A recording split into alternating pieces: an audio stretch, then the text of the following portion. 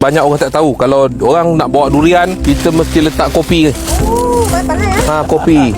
Letak kopi ni. Ya. Kopi.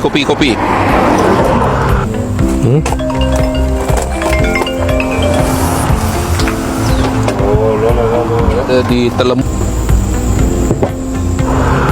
Tapi jangan letak kopi tu, kopi Aceh ke kopi mahal, beli kopi murah saja. Kenapa? Sebab kopi ni dia carbon. Kopi ni keistimewaan dia akan absorb bau. Oh. Jadi kita letak dalam kereta, kita buka macam ni, baru kita letakkan durian kita. Taruh yang bau tarak. Nanti bau tarak. Kopi. Kita bukakan kopi ni.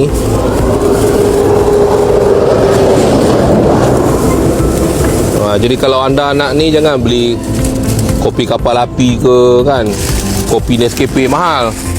Beli kopi murah-murah je. Letak macam ni, InsyaAllah kereta takkan berbau. Panas. Melaka. Oh, Melaka lah. Thank you Okey. Aras, senang lagi mari. Okey.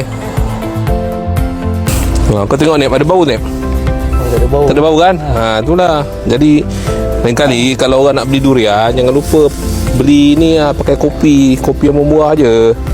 Dia kenapa kopi ni bagus hilangkan bau berbanding arang? Sebab di samping karbon, dia juga mengandungi unsur nitrogen. So nitrogen tu lah yang absorb bau.